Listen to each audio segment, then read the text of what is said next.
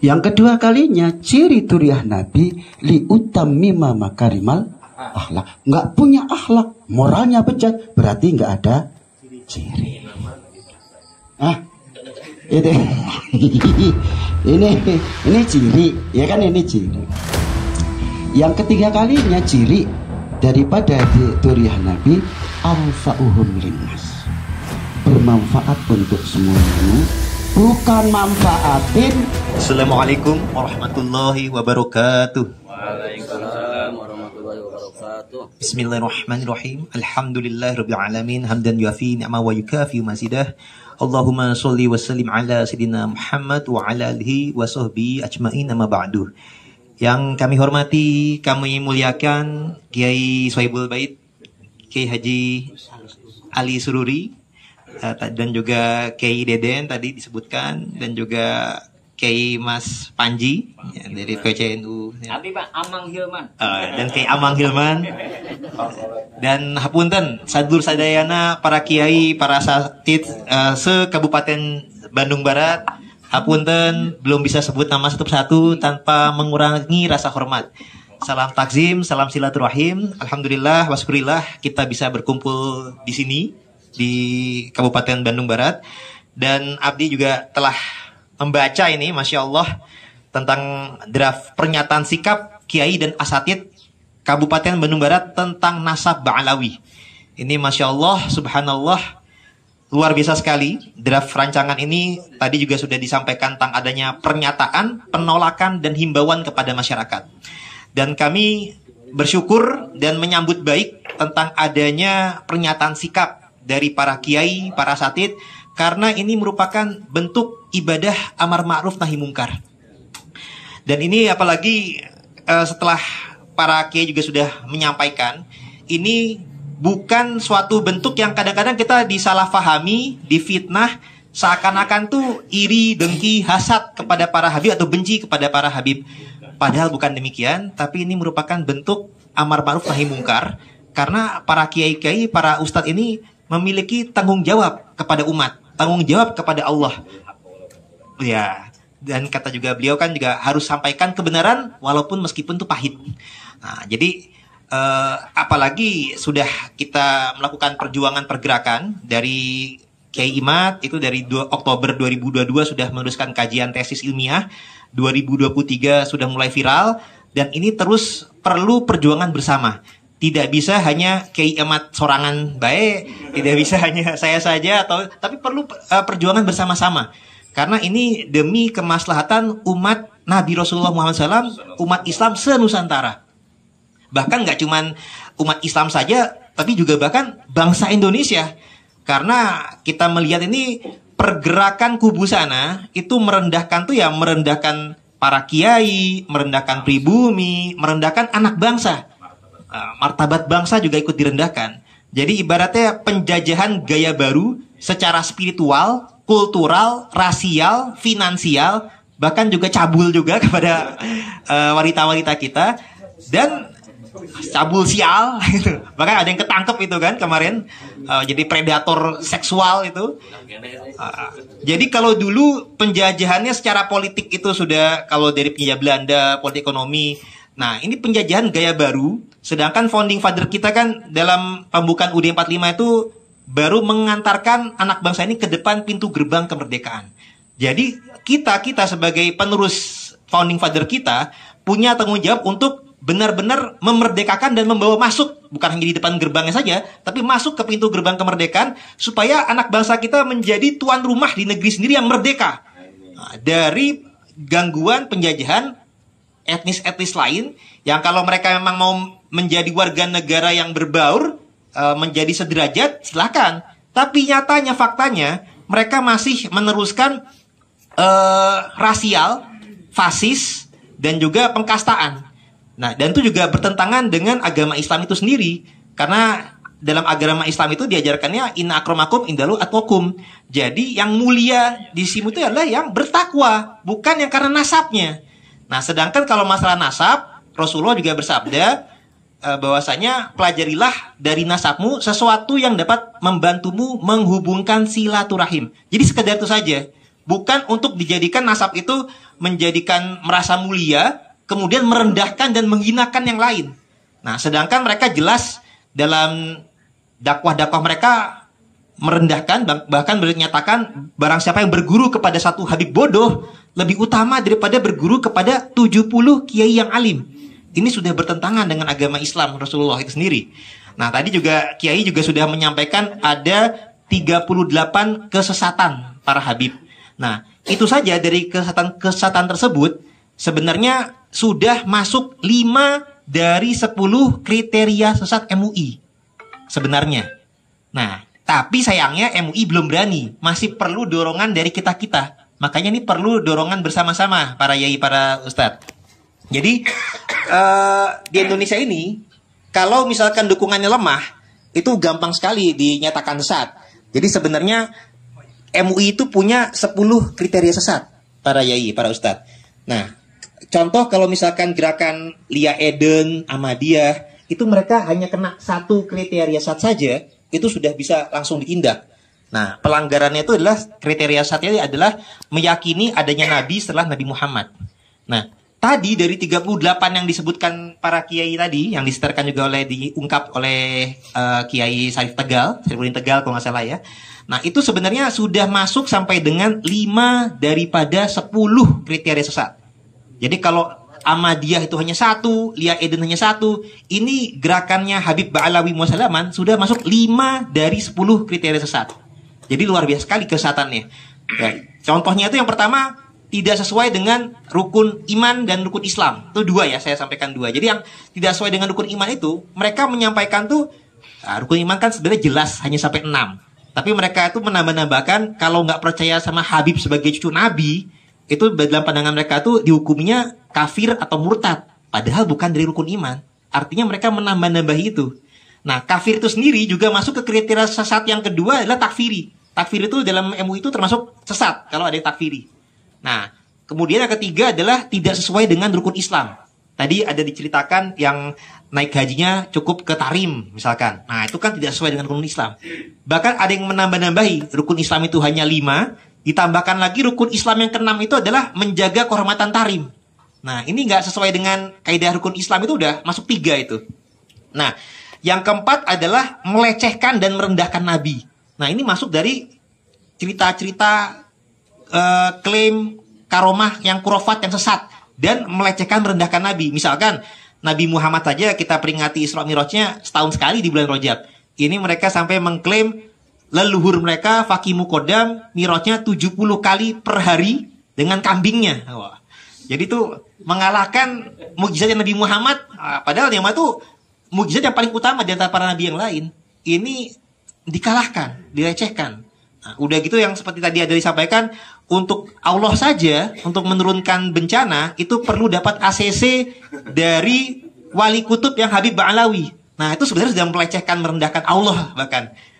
Bahkan para nabi saja dalam Quran itu hanya diberikan informasi saja, tidak sampai harus dapat ACC.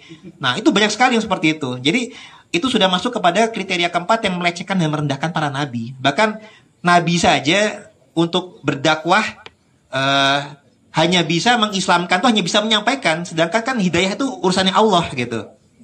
Dan itu pun hanya sampai dengan di masa hidupnya orang-orang kafir. Kalau para habib bisa mengislamkan orang-orang kafir yang sudah wafat di alam kubur itu, wah, itu bisa diislamkan oleh mereka. Nah, ini benar-benar penyesatan ini kurofat, dan ini melecehkan dan merendahkan Nabi yang sebenarnya sudah masuk dari kriteria sesat MUI. Terutama juga yang kriteria kelima itu adalah tidak sesuai dengan kaidah tafsir Al-Quran. Nah, ini terkait dengan surat Al-Ahzab ayat 33. Memang bahwasanya di surat Al-Ahzab ayat 33 itu Allah itu menghendaki mensucikan Alul Bait sesuci-sucinya. Nah, cuman di sini ada asbabun nuzulnya. Nah, Alul Bait pun juga orang rumahnya Nabi. Itu kan ada makna umum, ada makna khusus. Sama kayak misalkan para yai ini, kalau makna umum orang rumahnya yai itu ya termasuk santrinya, mungkin supirnya, pembantunya, itu makna umum termasuk selain keluarganya. Tapi makna khusus keluarga ahli warisnya. Nah, demikian pula Rasulullah. Kalau makna umum, Salman Al-Farisi termasuk. Tapi kalau Alul Bait, makna khusus yang disucikan oleh Allah sesuci-sucinya, itu kan ada asbabun nuzulnya para yai.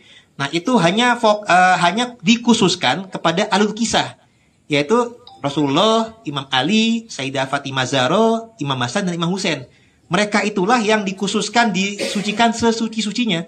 Bahkan ketika ayat tersebut turun di rumah istri Rasulullah Ummu Salamah itu tidak termasuk dari, walaupun istri Nabi sendiri, tapi dia termasuk dijadikan sebagai alul bait yang dikhususkan disucikan sesuci-sucinya, yang Rasulullah dengan selimut atau kisahnya tersebut nggak termasuk. Nah, jadi artinya ada makna khusus. Tapi para Habib alaihi wasallam menafsirkannya itu bahwa saya sampai dengan diri mereka itu disucikan sesuci-sucinya. Jadi mereka tuh salah fahamnya lagi, salah tafsirnya. Yang aslinya itu kan mereka-mereka yang disucikan ini disucikan tuh dari untuk berbuat dosa pun mereka dijaga, dihindarkan. Tapi kalau para Habib menyatakan tuh semaksiat apapun, tapi karena nasabnya mereka akan tetap husnul khotimah. Jadi itulah yang menyebabkan Habib-habib saat ini tuh ada yang sampai predator nasab, predator seksual, ada yang sampai membelokkan nasab, ada yang sampai apalagi dusta dan lain-lain, itu nggak ada takutnya. Karena mereka punya keyakinan karena nasabnya itu apapun yang terjadi, semaksiat apapun, mereka akan tetap husnul khotimah. Itu karena salah tafsir dari ayat tersebut. Padahal ayat tersebut tuh bukan untuk para ahlul bait Nabi. Dan mereka juga menyampaikan tuh barang siapa umat yang mau mengkoreksi mereka itu bagikan iblis. Itu yang menyampaikan Habib Novel Al-Aidrus. Ini pun juga menyalahi Rasulullah, karena Rasulullah juga bersabda, andai Fatimah putriku mencuri, akan kupotong tangannya. Artinya turunan Rasulullah yang asli, generasi pertama, andai kata salah melanggar hukum, itu harus ditindak. Nah, ini yang mengaku-ngaku cucu Nabi ribuan tahun kemudian, nasabnya nggak terbukti secara ilmiah, tapi kalau berbuat salah, umat tidak boleh mengkoreksi mereka. Kalau mengkoreksi mereka tuh malah disampaikan mereka bagikan iblis. Nah, tentunya umat jadinya kan takut kualat karena cinta Rasulullah, husnuzon kepada cucu Nabi. Nah, takut kualat. Nah, inilah kenapa ketika itu saya sama Kimat itu juga mulai berjuang ini, tidak cukup kalau hanya mengkritik dari kelakuan Habib yang salah, atau hanya menahi mungkar dari kesesatan-kesesatan mereka. Tapi memang harus dari akarnya itu adalah membongkar kepalsuan nasab mereka. Nah, jadi ini bukannya kami, ya betul, ini yang ketiga ini adalah pernyataan ini betul sekali sudah dinyatakan oleh para kiai. Jadi bukannya kami karena mereka salah maka kami palsukan nasab, ya bukan. Tapi kami ungkap kepalsuan nasab mereka demi nahi mungkar untuk mencegah kemudaratan yang lebih besar. Nah, jadi bukan karena mereka sesat sehingga atau kami nggak suka dengan kelakuannya maka kami menolak nasabnya, bukan. Tapi karena mereka ini melakukan namanya kemungkaran-kemungkaran, latar belakangnya itu kesombongan akan nasabnya, sehingga nasabnya kita teliti. Nah, ketika ketahuan palsu kami ungkap supaya kedepannya tidak ada lagi atau mengurangi atau mencegah para Habib, para Balawi yang berbuat mungkar mengandalkan nasabnya. Dan supaya masyarakat umat itu, andai kata ada Habib yang baik, yang berilmu tinggi, dihormati, silahkan karena ilmunya atau akhlaknya, bukan karena nasabnya. Karena kalau memandang lihat dari nasabnya, ini bisa menjadi suatu hal yang mereka akan terus sombong, dan masyarakat kita akan selalu terjajah dari sisi baik sangka pada nasabnya. Nah, maka dari itu kami menyambut baik daripada gerakan para kiai, para asatid, apalagi juga sudah kita temukan lagi masalah nasab ini kan selain tadi kajian manuskrip, itu Kiai Imat itu kan membandingkan antara data sejaman dengan data yang sekunder. Artinya kaidah ini apabila ditentang, maka fakultas-fakultas sejarah se-Indonesia itu harus ditutup.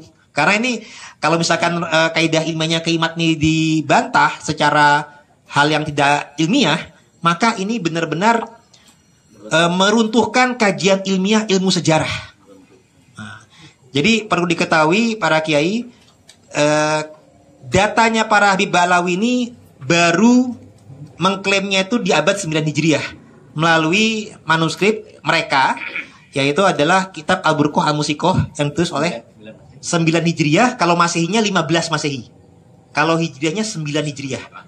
Nah, ya, jadi 9 baru 1400-an. Nah, jadi 9 Hijriah atau 15 Masehi.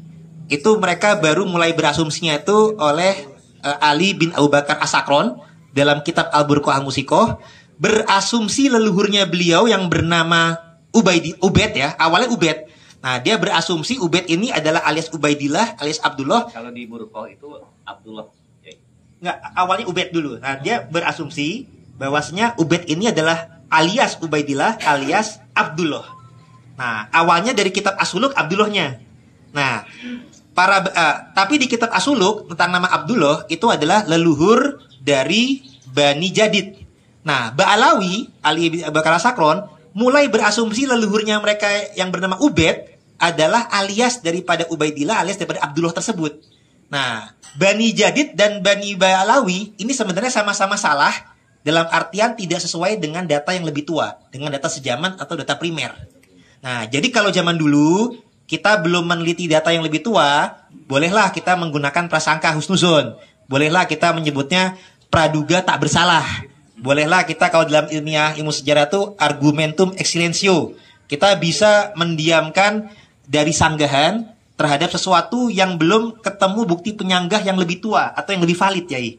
Nah, karena itu datanya abad 9 Hijriah. Tapi zaman sekarang sudah canggih. Nah, kita sudah bisa meneliti, sudah bisa mengkaji dibandingkan dengan data yang lebih tua. Data dari abad 5, 6, 7, 8. Karena ternyata tokoh Said Ahmad bin Isa yang diklaim sebagai leluhur Ba'alawi itu kan hidupnya di Irak. Nah, di keluarga besarnya ada menurun di Irak. Itu hidupnya di abad 4 Hijriah.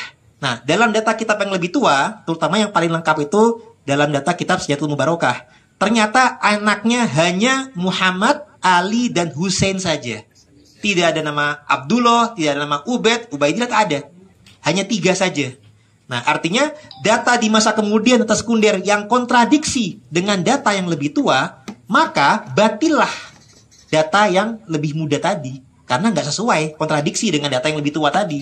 Andai kata data yang lebih tua itu belum ketemu, kita masih bisa prasangka baik, masih bisa husnuzon, masih bisa praduga tak bersalah.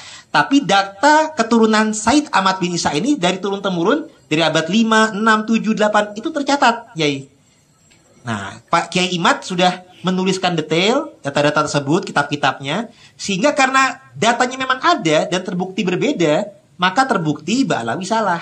Andai kata data yang lebih tua ini belum ketemu, kita masih boleh berprasangka baik, masih boleh berhusuzon.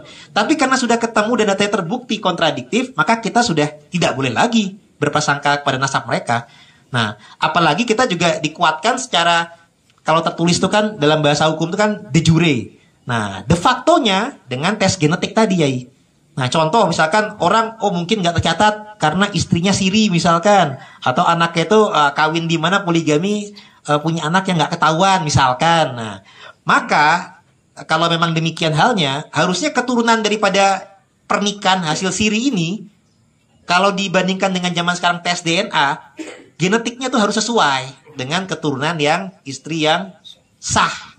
Nah, ini makanya kita secara, kalau Kiai Imad tadi manuskrip kan data tertulis, nah ini kita sudah sandingkan pula dengan data de facto genetik.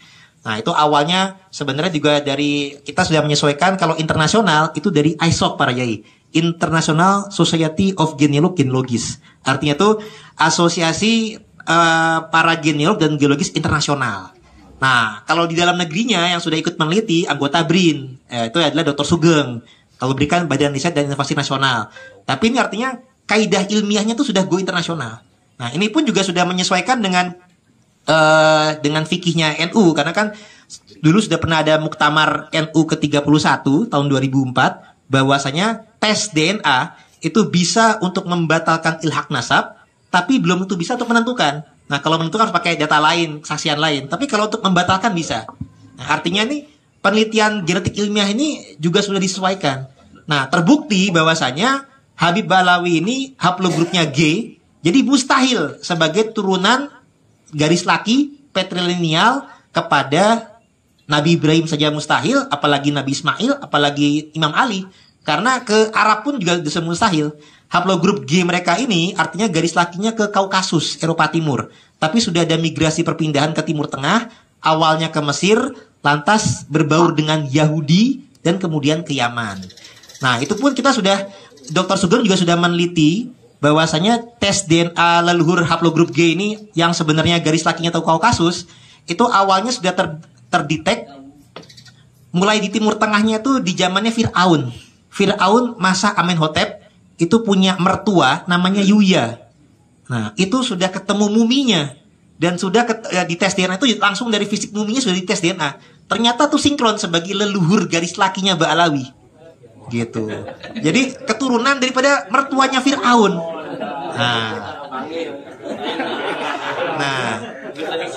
Nah, dalam ilmu sejarah, dalam ilmu sejarah juga tuh para yai, dari zaman Firaun ini, mulai dari zaman Nabi Yusuf sampai dengan zaman Nabi Musa, nah itu sudah ada pembauran antara orang Mesir dengan Yahudi. Kan Yahudi kan sebenarnya adalah keturunan daripada Nabi Yakub bin Nabi Ishak bin Nabi Ibrahim. Nah, tapi mulai masuk ke Mesirnya itu mulai anaknya Nabi Yakub, Nabi Yusuf. Nah, Nabi Yusuf masuk ke Mesir. Nah, di Mesir itu mulailah Yahudi ini berbaur di Mesir. Sampai dengan zaman Nabi Musa baru keluar dari Mesir. Nah, kalau para Yahudi garis laki, para yai, itu dengan para keturunan Rasulullah Alawiyin, karena sama-sama keturunan Nabi Ibrahim, haplogrupnya J. Nah, sedangkan para Ba'alawi ini G. Jadi kodenya kode tanjakan. Jadi mustahil turunan. Jadi kalau dari Nabi Adam itu ada Y dan A itu A, B, C, D, F, G, H, I, J sampai R gitu.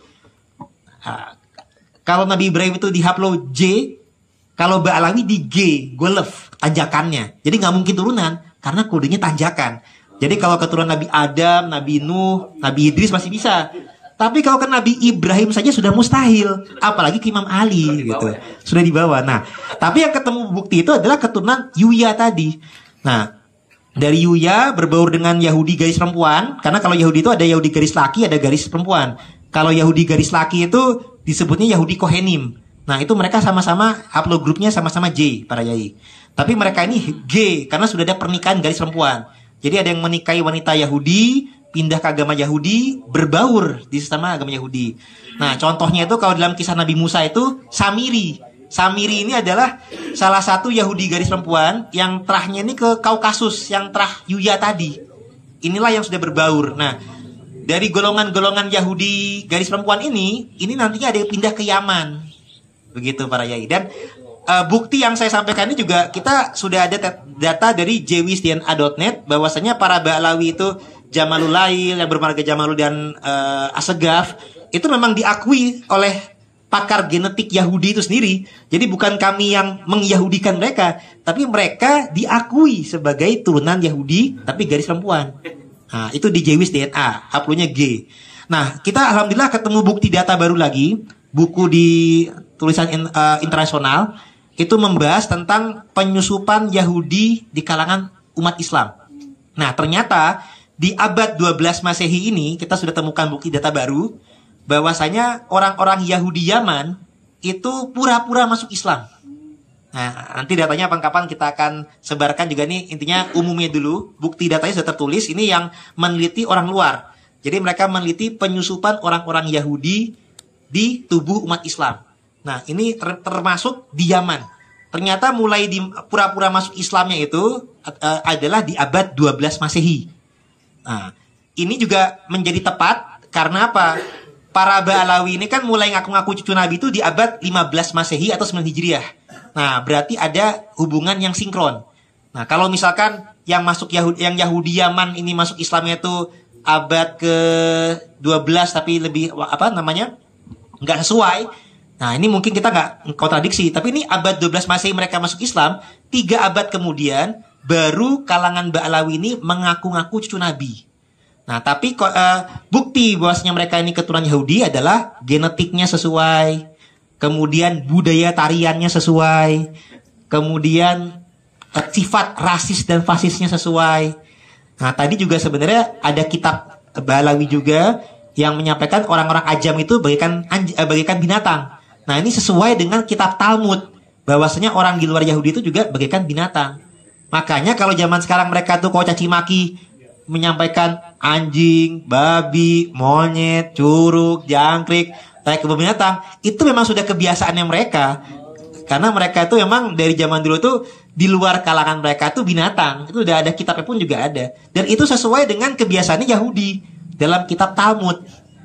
Jadi emang karena sudah biasa demikian ya memang karena mereka Yahudi. Andai kata mereka cucu Nabi asli ya mustahil seperti itu.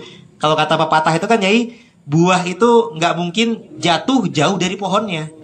Nah, jadi mereka secara genetik sesuai, secara apalagi tuh sifat rasis, fasisnya, dan mereka juga melarang para wanita mereka tuh menikah dengan di luar kalangannya. Nah, alhamdulillahnya dengan demikian kemurnian kepalsuan nasab mereka terjaga. Kepalsuan dari cucu Nabi. Nah, itu gampang dicek jadinya. Andai kata mereka nikahnya campur dengan cucu Nabi asli, mungkin ketahuan dari genetiknya itu. Karena di tes DNA itu ada family match. Nah, mereka tuh ternyata family match-nya itu malah dengan Yahudi. Tidak family match dengan turunan Nabi yang asli. Jadi alhamdulillahnya karena mereka menjaga rasisnya, terbuktilah kepalsuan mereka. Nah, mungkin demikian dulu dari kami.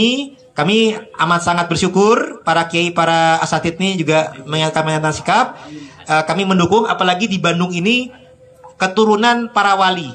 Ada dalam Mahmud, ada dalam Abdul Manaf, mungkin di sini juga ada makam tertentu. Ini keturunan Rasulullah yang asli justru.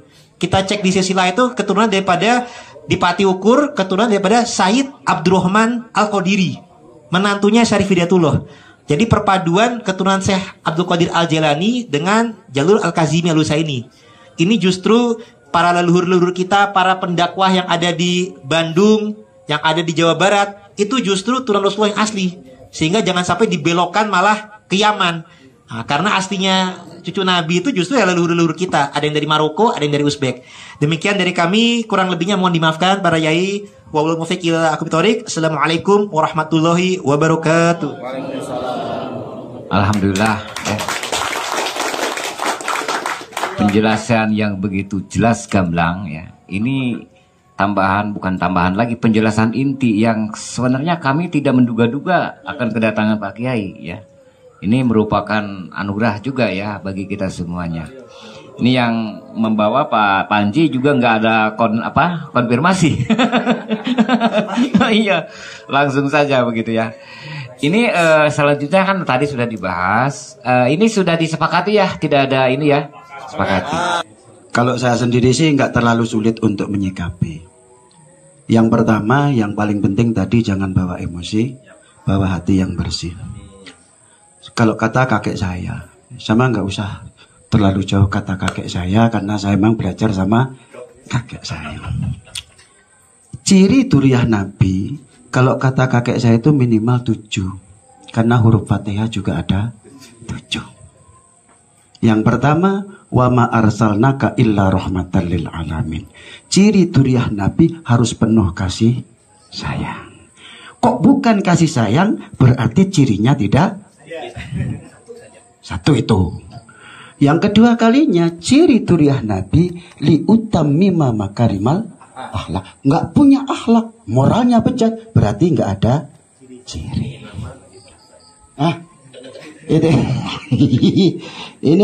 ini ciri, ya kan, ini ciri. Yang ketiga kalinya ciri daripada turiah Nabi, anfa'uhum linnas, bermanfaat untuk semua manusia, bukan manfaatin.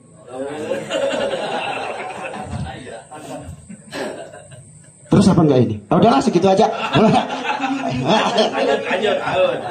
Direkam itu, direkam ini. Udah direkam, ngapain direkam? Janganlah.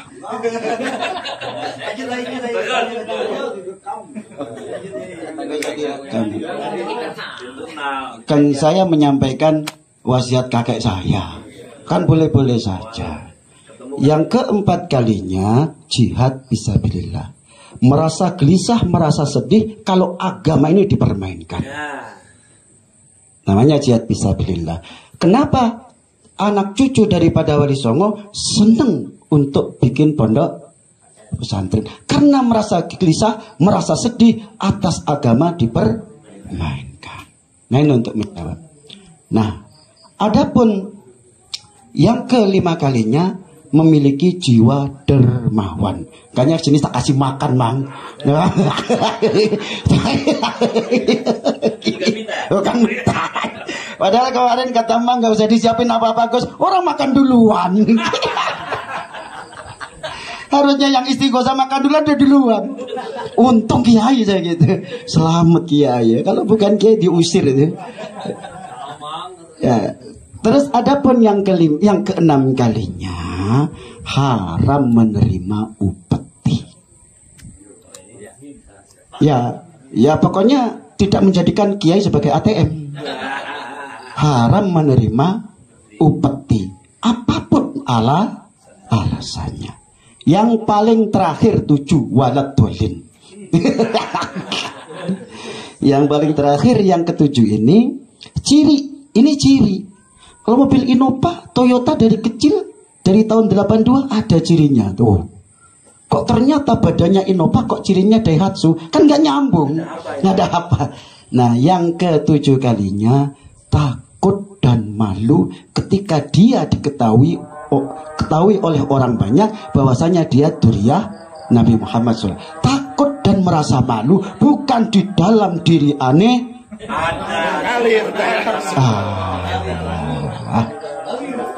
Ini mungkin itu aja gambaran saya. Saya bisa menolak atau enggak terserah saya. Orang sama Habib Duriyah Nabi atau enggak, percaya boleh, enggak percaya juga boleh. Jadi aman kita. Dingin. Percaya silakan, enggak percaya juga silakan. Bagi saya enggak peduli, cuman saya itu menyikapi, oh ini karena aku ya udah biarin gitu aja. Tapi kalau kebablasan ya repot sendiri kita. Nah, makanya itu mungkin yang disampaikan oleh kakek saya, gitu aja. Bereslah daripada kolan Nabi Muhammad. Aduh, takut repot kejauhan. Mungkin itu aja tambahan sedikit. Monggo. Alhamdulillah, jawaban yang sangat luar biasa, bahkan tambahan dari kakeknya Gus luar biasa. Pada dasarnya semuanya itu punya dasarnya yang kuat, Gus, ya. Karena ini sudah sedikit dingin malam, mari kita deklarasi pernyataan sikap yang didasari dengan tadi hasil kajian. Bukan hanya hari ini saja sebetulnya, Pak Kiai, tetapi kami sudah sedikit membahas di dalam kelompok-kelompok kecil, saling memberikan informasi. Inilah mungkin ujungnya. Oleh karena itu kepada para asatid, para kiai, untuk mohon berdiri untuk menyatakan sikap kita bagaimana di Kabupaten Bandung Barat ini terhadap Mbak Alwi. Harusnya bukan Mbak Alawi, punya Mbak Alwi. Saya ucapkan terima kasih untuk teman-teman yang sudah menonton. Cukup sekian video hari ini. Assalamualaikum warahmatullahi wabarakatuh.